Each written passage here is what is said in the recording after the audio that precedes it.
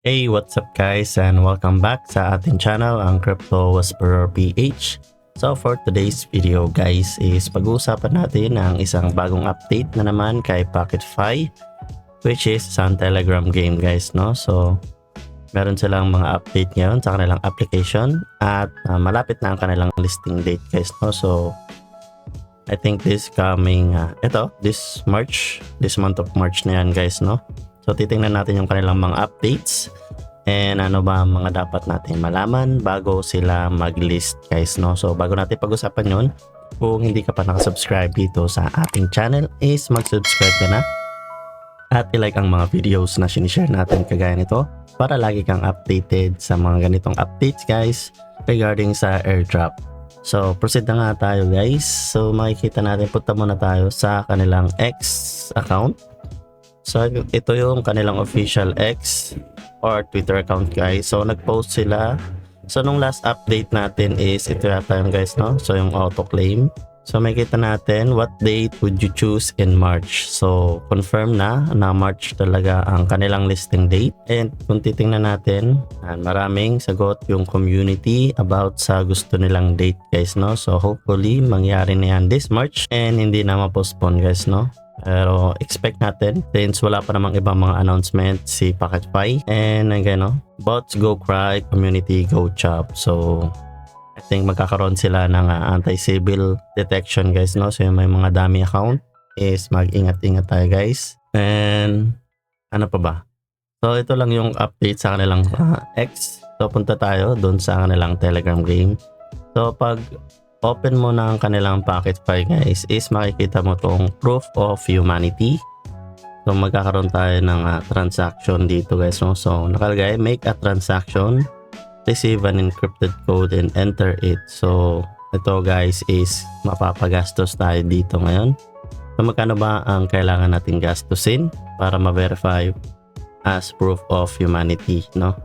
So verify by a ton, makikita natin dyan $3 na sa estimated $3 guys, or 1 ton kapag dyan ka sa ton, or verify by a PocketFi. So ganun din, almost same lang, $3 din. So pag na-verify nyo yan guys, makikita nyo dito magiging verified ang inyong account.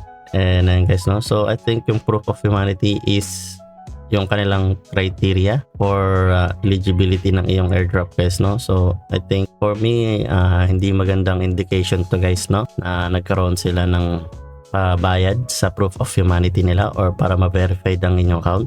So since ito ay isang Telegram game guys, no, expect na natin yung mga ganitong klase ng transaction guys, no? Pero for me medyo red flag na ito guys, no? Since ang airdrop is supposed to be libre at talagang wala tayong gagastusin guys, no?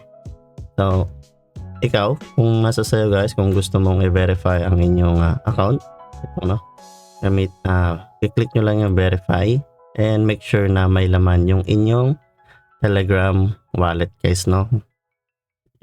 Dapat yun ay nasa ton space or ton keeper. Dito nire-record nila. Back natin muna. Kapag dito sa PocketFi, ayan, so wala pa guys, no? Kaya wala pa kasing laman yung aking wallet. So check natin yung wallet, wala pang laman guys, no? So itong wallet na to is same lang dun sa inyong Telegram wallet. So lalagyan nyo lang yung guys, no? Kung paano ba lagyan is maghanap na lang kayo ng mga mapapagbilhan nyo guys, no?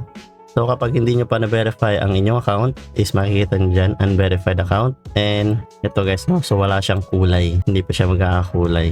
And ayan lang guys, no, yung kanyang update ngayon.